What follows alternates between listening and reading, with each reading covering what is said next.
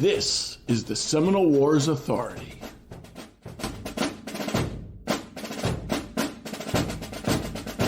Hello and welcome.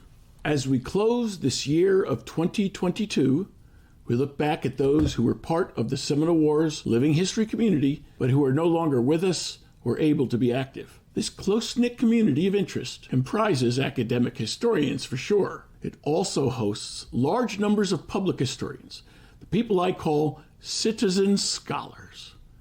No paper chase for them to publish or perish. They research for the pure joy of discovery and the ability to share that discovery with like-minded individuals.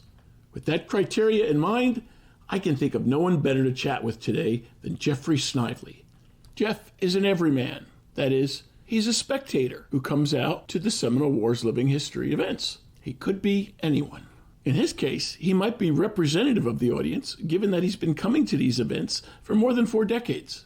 Let's just say he knows where the bodies fell and can even tell you how. Jeff grew up in Florida, the son of a Marine who fought at the Battle of Okinawa and who earned the Silver Star. More about him later.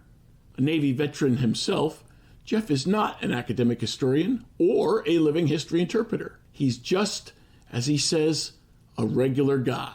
One with a deep passion, interest, and desire to dig deeper, to find out the whys in history. In our case, the Seminole Wars. Jeff has been attending commemorative events at the Dade Battlefield Historic State Park since 1983, before battle reenactments were introduced even. For 40 years, Jeff has met and observed everyone who's been part of raising awareness of these wars. And he's here to tell us what he recalls. We're in for a treat, folks, and it's not even Halloween. Jeff Snively, welcome to the Seminole Wars Authority. Jeff Snively, welcome to the Seminole Wars Authority. I'm glad to do it. I think it's really neat. I'm proud to do it. Thank you. So it's a given you have an interest in history. I love history, all types of history. But I never studied the Seminole Wars ever. Never. Like I said, never heard of the second, never heard of Dave Basker. No, I never heard of the second Seminole War in my life. That's the truth. I knew there were some wars, I thought, but I wasn't even sure. I never really looked into it. But how did you get an interest in the Seminole Wars? My then wife raised in Lake Panasoffkee, just north of there. We go where we go. Dave's, I said, Dave who? No, Dave's Battle. That started me trying to get some more information. I was looking on microfilm. I'd like to dig deeper. Heck, I'm not a scholar or anything. I'm just a regular guy. But I learned, by digging more and more. I wanted to know. I got into it heavily. I'm glad I did. It's been a neat journey. So I would encourage people to, if love history like I do, it's so interesting. The history, like knowing, go back to where you've been, takes you up to where we are now. But a history buff all my life, all aspects of history, not just one particular time period. I love it to death. Been my love for many, many years. It will continue to be till the day I, go. It was a big war, and it happened here in Florida. It's indigenous to this state, That's what's so cool. But it was not popular. A lot of money spent for pretty much every general or the commanders that came down here were disgraced because they were. Especially Jessup with the flag of truce out for Osceola, then capturing. He never lived that down. I have that book, too, with Jessup as quartermaster. That everybody agreed that was not, you don't do that. That was unfair. I think he carried that the rest of his life. And everybody else in the Army remembered it, too. Thomas Sidney Jessup. Yeah. Wow. Well, Jeff, you bylined an article with Jesse Marshall, who's been a regular guest on this podcast. Tell us the backstory to that. Archie and I have been friends since 1993. Well, that's where I met him first, when he started reenacting the Dade. He one time told me, Jeff, I need you. What do you need me for, man? He says, I need you to get a hold of Dr. Ray Jerome, ask him how many rounds, if all the rounds in the cannon at the massacre were fired that day. And I still have the email from Ray on my computer. I just didn't want to erase it. The last reenactment he intended was 2010. He died in February 2011. So I got a hold of him. He sent me a piece of paper. It's got a couple of historic things on it. One of them was dated 1843 that, yes, all the rounds were expended. Some officer was telling that 40 rounds. That's pretty much what I gave to the article. Sent me that piece of paper. Comes out of some archives or some book.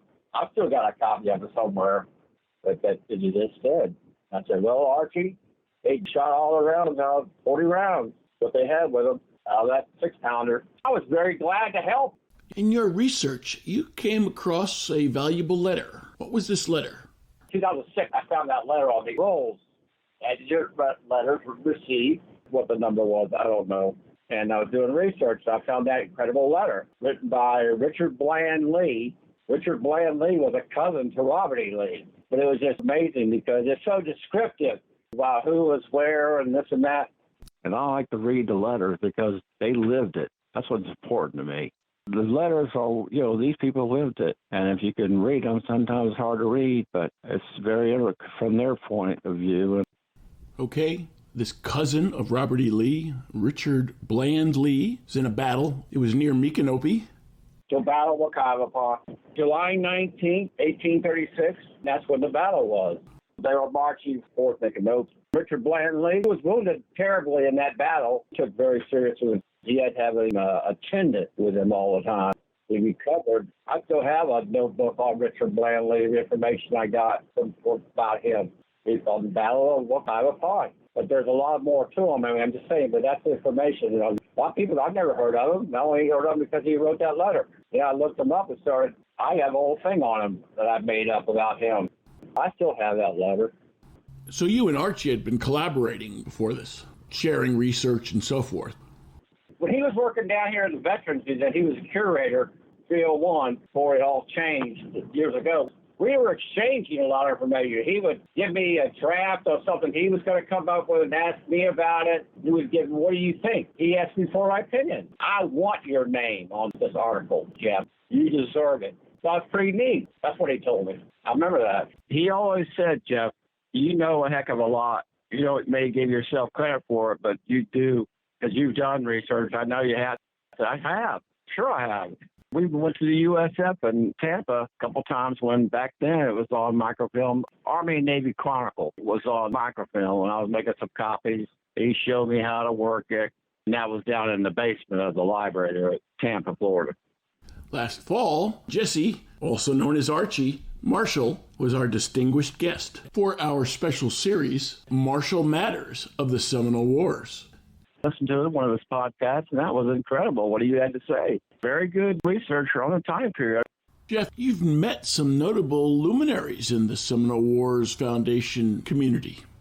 Frank Lommer in 2002 had Seminole Wars Foundation meeting right there at Dade Lodge. Dr. John Mann, Dr. James Covington, Bill Goza, the three of them. Bill Goza, of course, was the first in 63 when they did Working Trail walk with Frank and him from Tampa, Fort Brooke, Dade's Massacre. He was a real nice guy. They all were. They were. They sure were.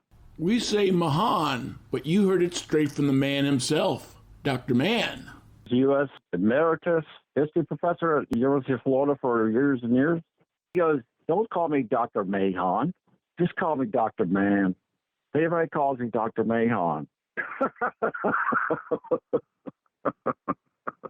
I'll never forget that. I said, yes, sir. Everybody else said, and he's the one that told me straight to my face. So then I said, Dr. Mann. And I always will refer to him like that. That's what the man told me. I talked to him just briefly. He told me that in 1996, actually. We were sitting outside at where cars could park in that one place at Dade Mountain, because I wanted him to sign my original copy of his revision of the first one was, I think, in 67. So they did a revised edition, I think, in 1985, and put a new cover on it. Yes, that was his, no pun intended, seminal work, the history of the Second Seminole War. And then I was standing there, so I wanted to get an autograph. He signed it. We were just having a chit-chat. And the subject of forts came up. And he told me that he thought that the recreation of Fort Foster, which they built in 1989 originally, and that was used mostly inmates, just south of me, just a little south of me. There's a correctional institution in Zephyr Hills, and they use them for the labor. But he said one thing I never forget. He said, I think that fort is accurate right down to the last nail. That's what he told me. Speaking of that recreation of Fort Foster, the structure itself has fallen on hard times, as Louis Bearshart shared with us on an earlier podcast. In one sense, that's no surprise, really, given the Florida climate. And the rebuilt Fort Foster has lasted many, many years longer than the original post. But it can't last forever. Wood deteriorates, etc. Fortunately, there is a means for the public to help with its restoration. Listeners who would like to contribute can visit GoFundMe.com and then in the search bar, type in Restoration of Fort Foster. All of us thank you. It doesn't look anything like Fort King. When I saw Fort King first time, that was August of 2020. The only time I've seen it. Fort Foster looks a lot different. Of course, we need to understand that each fort was purpose-built. So a fort on top of a hill, as Fort King was, would have a different need for its construction than the one just off a river, which was Fort Foster. Both distinct. And both could be accurately reconstructed for their specific location and circumstance. Fort Foster had people set up with all kinds of weapons in one of the blockhouses, showing all this kind of stuff. I'll never forget that. But he said that. And I heard somebody else tell you that he said that other people have said that it's much cruder. It would have been more crude than what they built. That's what I've heard from people. That's their opinion. But he said it was extremely accurate, Dr. Mann. So you engaged with Dr. Mann. Dr. Mann was very close to Frank Laumer. When Dr. Mann passed away, he sent the Seminole Wars Foundation, of which Frank Laumer was a co-founder, a generous monetary bequest for use in research by the public about the Seminole Wars. Dr. Mann also donated his library of military books. Together with Frank Laumer's collection, more than 500 books related to the Seminole Wars and how wars are fought graced the shelves of the Foundation's first library at Frank Laumer's homestead, Talisman. From that seed, with Frank Laumer's books already, about 500 Seminole Wars-related books, today the Seminole Wars Foundation has built that to a mighty oak, or at least sitting on mighty oak bookshelves. Seminole Wars Foundation celebrated its 2,200th book. These books have been properly labeled and categorized and sorted. And as we move into 2023, those citizen scholars like Jeff Snively will be able to visit the Foundation headquarters in Bushnell, Florida, and inspect and research among those books. As Jeff related, he scoured many a university's archives looking for information, digging deeper, as he likes to say, to find answers that he had about the Seminole Wars. With a collection of 2,200 books, future Jeff Snively's looking for a one-stop authority on Seminole Wars-related books just need to make one trip to the Seminole Wars Foundation homestead in Bushnell. Being a Seminole Wars Foundation member, Jeff crossed paths many times with Frank Laumer. What do you remember about Frank Laumer? Frank Laumer? I met him so long ago, back in the 80s, maybe at the 150th sesquicentennial in 1985. One time he showed me he owned that Ward Dade, where his houses are and everything around his mansion. They own that property. And he told me, Jeff, there's part of the Fort King Trail right here. I can show you. There's a little section of it I can show you. So I'd love to see it. So it's just back into his neighborhood, and I went there. It was interesting just to know that was part of the Fort King Trail. Kind of cool. He knows I had looked up stuff. I looked up about Dr. Jarvis. The Seminole Wars Foundation's secretary, Sam Smith, is editing a journal from Dr. Jarvis, who practiced during the Seminole Wars. I had to loop through so many hurdles and hoops north of Orange County to get that copy of that diary of his, which I have a copy of it here. The other one with some big letters. My wife put it on there, donated by Jeffrey Snively. It was up there on the second floor forever of his house. What Jeff had done was attend a living history event at Fort Christmas, where he learned that there was a transcript available for a journal written by a surgeon during the Second Seminole War. Jeff had done a lot of research already and had never heard of such a journal. So Jeff set out to get it. He was glad to get that Jarvis diary. He was thankful. I gave him tons of letters when I was doing their heavy researching at the downtown library in Tampa, getting the microfilm reels, of course, from Tallahassee. And I understand Frank was always gracious, but sometimes could be a little gruff. He got a lot of Civil War books. He didn't say a whole lot. I told him about my dad just sitting in Nokonali, that war, tough job. Yeah, you might say so, wouldn't you? He was an interesting guy. Signed my book finally the Massacre book back in 1990. Yeah, I've got all the books signed by him. That first book is what I first ever got. I don't even know where I got it because it came out in 1968. I know that. He signed it in 1990. He signed it. You can't read it right. I never could read his name. Have you ever seen his signature? I mean, it doesn't make any, it's like, what is it? I didn't never say that, stuff like that. I said, okay, fine, thank you. And that was one after one of the reenactments. We were up there with my 3 little kids. We were bringing them up there to that reenactment back in the day. I found Frank. Jeff, you got a story about Frank Laumer doing a dig at the Dade Battlefield Historic State Park in the early 1960s. What was that all about? I found out later on, Judge Dick Tombrink, he was actually there. He was in junior high at that time. He was present for it. And also that when Dr. Mann, he was talking about doing a dig there to verify that was the place where their remains were, I guess. Dr. Mann said, God damn it, Frank, it's your dig it. I love it, man. He said that. I said, yeah. It's right. I'll never forget this. I have it in my mind. He told me that. Dr. Mann told me that, not Frank Laumer, because I guess getting permission and everything to do that dig. Of course, he had to, but that's what Dr. Mann told him. I think he was under Dr. Mann's wing. I know he respected him a lot. I know that, as well as everybody, I think, really. He's very intelligent. Dr. Mann, I've seen him through the years. He came to Frank's house a few times during some meetings. I was always just cool to talk to someone like that. It's pretty neat. We've mentioned the late Ray Jerome several times in our podcast episodes. You, of course, wrote him and asked him some questions, and you actually had face-to-face dealings with him. What was he like, this leader among living historians for the Seminole Wars period? I didn't know him for years. He was a choreographer there for the battle. He played Captain Gardner, the goddamn soldier. The Seminole later reported this stout leader repeatedly shouted the Lord's name in vain as he cajoled and exhorted his men to do their best. He used to live in a town called McIntosh, just south of Gainesville, off 441. There, he had a shop there with some stuff. Oracles he would sell. And I stopped in a couple times and saw him there. I found out just that I thought the guy was kind of uppity, but he wasn't. But when I got to know him, I really found out he was a nice guy. And Ray, he did not just choreograph the battles for the Seminole Wars living history interpretations. He actually did it with living historians in Hollywood movies. Gettysburg, he was involved with that in several movies, choreographing the battles. I thought that was really neat. He knew his stuff.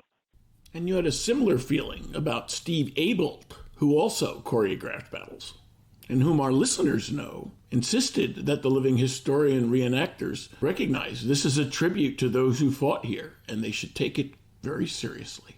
Little short guy, had big sideburns, Steve Abelt. Looked like he was pissed off sometimes. And I've always thought he was unapproachable. I never got to meet him. I mean, he was always around. I mean, I didn't know how to. But once I got to know him, another one I said hi to, and I said, I've been coming here for years, Steve. I think he said, yeah, I think I've seen you. Good, thanks. We started talking. Later, Steve Abelt did something that you keep as a treasured memory. Longtime listeners know that at the Dade Battlefield Historic State Park, every January, the first weekend after New Year's, is a living history reenactment of the Dade Battle. But several days before that, December 28th, the actual date of the battle, the park, in conjunction with the Dade Battlefield Society, holds a memorial service with living historians narrating the proceedings and manning the color guard. This is where Steve Abelt comes back into our story. I'll never forget this. Somebody mentioned to me, Jeff, we do a 9 o'clock service out here. We have luminaries going on representing each soldier and each person that was killed that day, and right there in the barricade. And I said, really? I'm going to hang around for that. Years and years ago, they didn't do that. There was no service for the luminaries and everything. And I remember him talking. It was a very cold night, too. It might have been year 2000, because in 2000 it was a cold, we had a really cold winter. Cold weather, because a lot of times we say, hey, their blue uniforms are coming handy, don't they? He was the one going to read off the names. He goes, ladies and gentlemen, we're out here somewhere that most people know nothing about. What took place here so many years ago, but you all are here. Besides to reenact, I usually stay for it, but first time with him, just something about him. When he said that, it just quiet and a very humbling thing to watch. I just never forget it. He almost looked kind of spooky to me. Deep people. He was a fireball. Jeff, your path certainly crossed with the late John Griffin and his nephew Matt Griffin, Black Seminole descendants. I knew John Griffin just a little bit, saying hi to him. Matt Griffin, I remember him when he started reenacting. He was so young. He's a nice guy. He was really nice. John Griffin was too. Well, you've got the passion and the smarts to be a reenactor, living historian yourself, but you haven't done it. I never reenacted. I remember telling Frank one time, he says, why don't you reenact, Jeff? I said, I don't have the money, Frank. A musket costs a lot of money. Then you got the clothes. What do? You're going to pay for. He said, Jeff, most of these guys get it piecemeal, he told me. This is years ago. I didn't have the money. I told him I have a family to raise. I can't spend it on this. However I get it, especially the weapon. And I'm kind of a shy person in a way sometimes, but I've always been amazed by it through the years because, back in the day when Ray Jerome was doing it, I don't know who plays Gardner now, but, they were saying goddamn, and then they aired some flack about that, spectators, because the kids and all were hearing that word. He was just saying what the man did say at the battle. That's what he said. And he took flack over that. He sure did, because they had commented and say, wait a minute, this man's out there cussing and stuff. Anyway. Another longtime member of the community is Ralph Van Blarcom. He has donated his extensive collection of Seminole War era-related artifacts to the Pioneer, Florida Museum in Dade City, but it was a long road to get there. How did you first encounter Ralph? Ralph Van Blarcom. Met him down at Fort Foster back when they were having the rendezvous, and he played the quartermaster there at the fort. I remember that. He was always real nice to me. And I said, I'm really into this, and he asked me my name. He just talked about the things, and he would describe the things relating back to that period, Patrick, what these were, the sale or supplies and all. He would talk about that. We talked on the phone some. So you met Ralph at Fort Foster. Where did he display his artifact collection at that time? I used to sit in Frostproof Museum in Frostproof, Florida. And then it was in the Veterans Museum for a while. It was also a lot of the stuff was in the Hillsborough State Park Museum. The interpreters started there for a while. Then something came up. He took his stuff out, and then he acquired the Keller collection. It sad to be it. When Archie was curator at the Veterans Museum, that's the first time ever. All the stuff wasn't in that interpreter. They had their own stuff in there. Then they had in the vet, they had it all there for many, many years. So that was really neat. They had a mannequin of a soldier like they have at Dade. You also made acquaintance with the now emeritus USF professor Brent Wiseman. Dr. Wiseman has ties to this Seminole Wars Foundation. He was the longest tenure of any president, whole decade. Easy to talk to. And he was very knowledgeable, of course. He's gone to some of the sites. He's gone to Boggy Island out there for Osceola, where they're held up in the Withlacoochee. It's called Boggy Island. They found artifacts and stuff relating to the time period. It was Seminole, because they were trying to hide. They wanted a place where they could relax. Just live, period, right? He did a paper on it, did a study on that. He was out there. I know there was a lot more people, but he was one that headed it up. He was a pleasant fellow. We talked about Seminole Wars. He was just always so nice. People are going to remember that. Fellow academic James Covington, did you meet the doctor? One time they kept taking contact. I was at one time in 2002 at the meeting right there at Dade Lodge. Nicest man you want to meet, too. I think he was born in 1917, same year John F. Kennedy was born. So you were there, James Covington, Brett Wiseman, John Mann, and Frank Laumer for the Seminole Wars Foundation meeting. And then Frank spoke. Frank was really interested. He started talking. He started going to it. I was like, wow, man, listen to this now. It's personal. But one of them said, you a lawyer? They said, no, sir, I'm not a lawyer. And somebody said, well, good. He said, you're not missing out on anything. They laughed. It was a funny moment. That was a funny moment in my life. Somebody asked me, are you a lawyer? I don't know what came off. No, sir, I'm not. That's the only time I really came in contact with James Covington and Bill Goza, actually.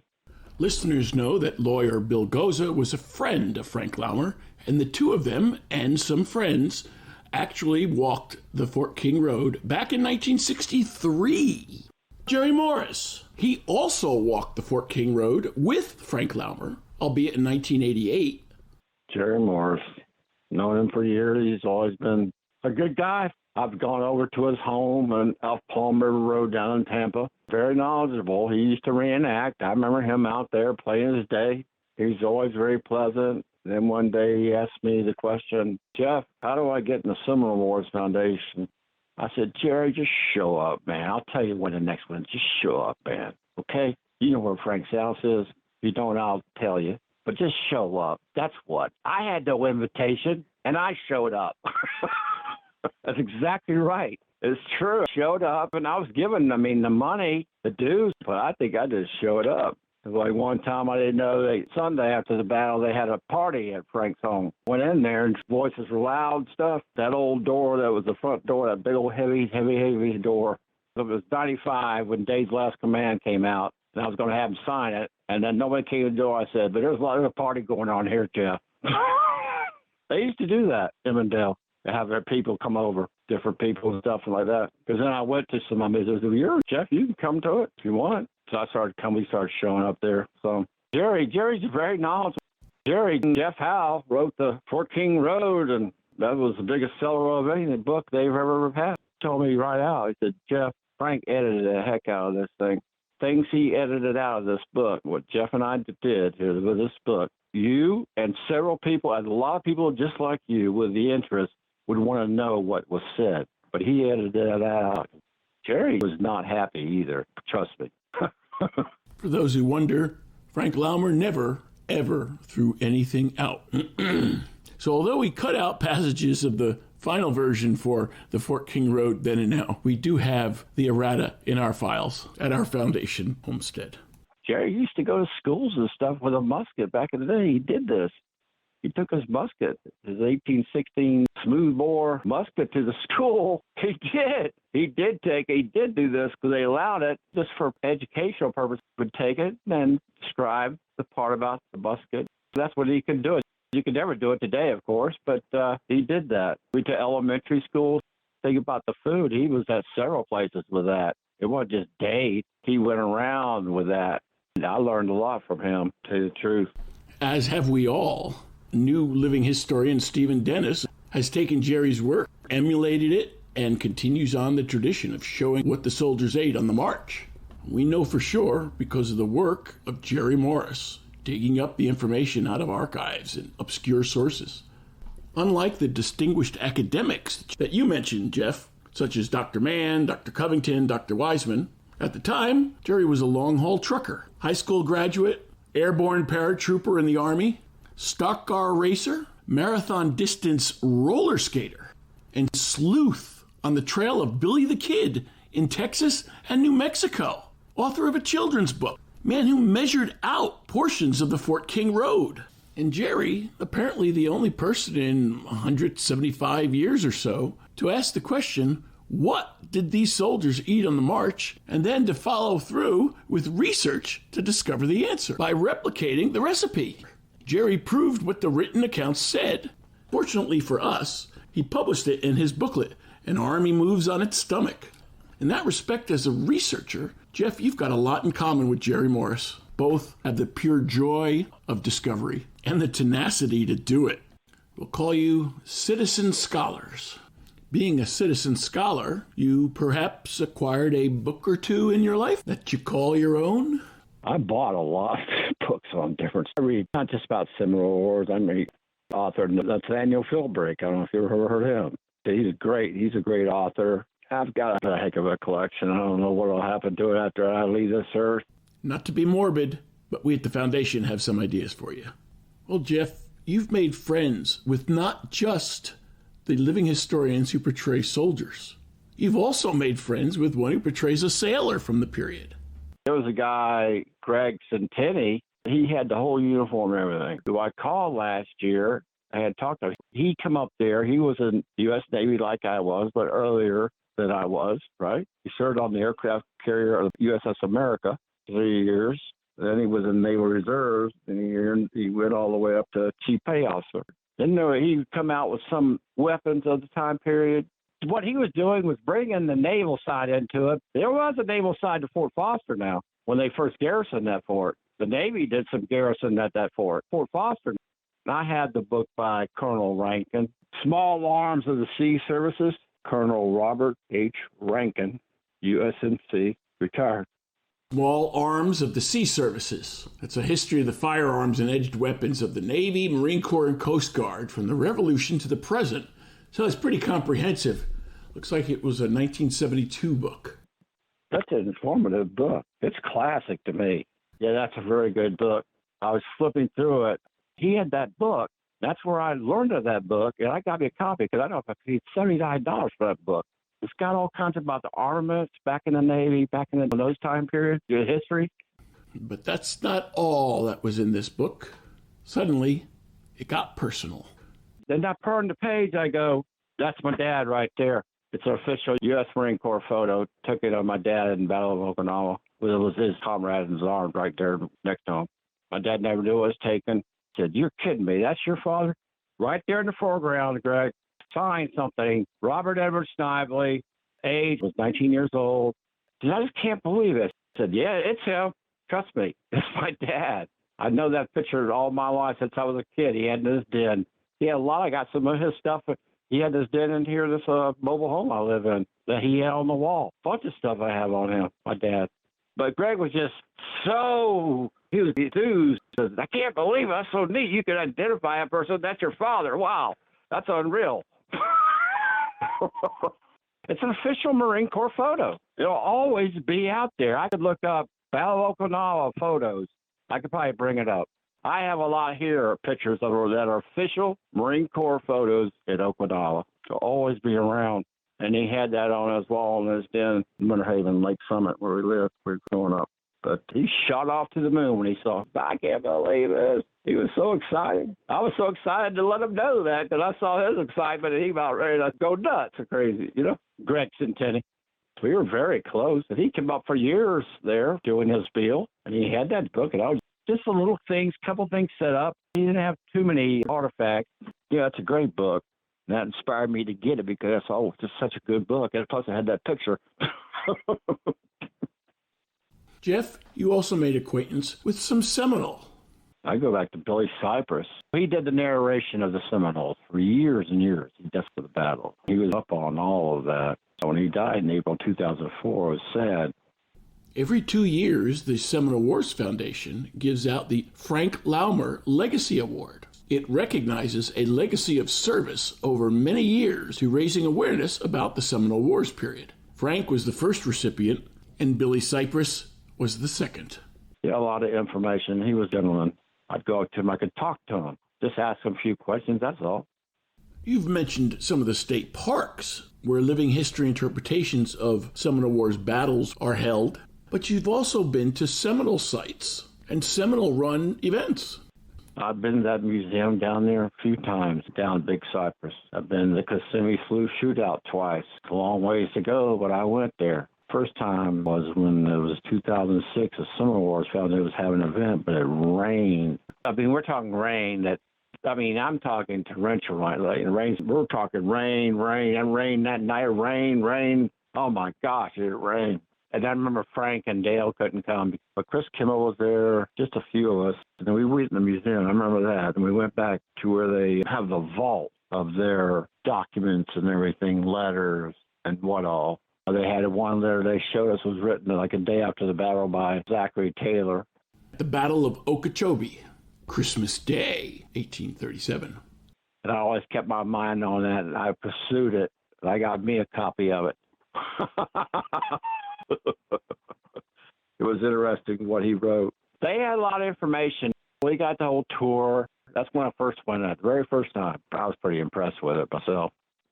So the first day, we went out there. We were, walking in. I think they did have a reenactment, but it was the ground was saturated, Okay, Jeff, let me switch gears here a little bit. We've talked about some of the personalities. Now, Give us some reflections of reenactments and living history demonstrations. I've seen it where it's highs and lows at places like Dade or even Fort Cooper and all places I've been to. It's more informative, I think. Maybe it's because it's new to me. It was all new to me. My then wife, she took me down to in that year of '83. They didn't have a reenactment yet, I don't think. I'm not sure when they started reenactment. First they didn't, but the sesquicentennial, that was amazing. The sesquicentennial in 1985. I've never seen that place. There was more people than you can count. I mean, it was a big to-do. There was soldiers, all reenactors, Seminole, I guess you can say. God, it was so big. There were so many more participators, reenactors and everything. And Billy Cypress alive, he did a great job. After that, nobody coming up to do the side of the Seminoles side of that battle. It was only on what Frank Laumer set up. But there's been so many of them that died, which I knew through the years. I learned about it mostly coming to the day. Like I said, where's so-and-so? They're gone. They're dead. They died. You and I are spectators when we come to the living history events. Those who participate certainly have a rush, and I find it to be exhilarating to witness such a spectacle, creating an impression of the past. It is exhilarating, Phil. Patrick, sure is. Yes, it is. But more so back when there was more, and when that time when they brought the two oxen, I didn't know about that. I mean, I'm not a reenactor. The guy had two oxen. They're enormous. Those are enormous. An ox is an enormous animal. That would be impressive to see. Each year, usually, the troops pull the limber and pull the cannon. This leads to an impression that they pulled it the entire trip. Having the oxen pull is accurate, but only up to a point, since they failed along the trip and they had to replace them with horses. They kept the oxen to pull the wagon, and they, of course, perished in the Dade battle. I know what you mean. And I can't remember. I guess I can't remember everything, but I guess back in the day, I guess the horses did pull. They had some horses pulling. Then I said, wow, they're doing it all now, pulling the lumber. They got to pull a 6-pounder out there. Of course, that's inaccurate, but I knew it. I won't say anything. It's not my place, my book. But when I'm out there today, you know, I look where Frank always stood. And he always stood at the same spot. He was doing his narration of the battle. I always think of him on that oak still there. He always hung out there. He was always there. And that Seminole was on the other side. I think he had a podium, actually, Billy Cypress, because he was back in the day. I was saddened when he died April 2004. He was, I think, a Vietnam vet, too. I'm pretty sure about that. Another nice guy. Jeff, Citizen Scholar Snively, thanks for joining us and sharing your recollections about those who've passed before us for the Seminole Wars Authority. I'll say this, Patrick. Thank you for having me. I really enjoyed talking to you. It's been a pleasure. Take care, okay?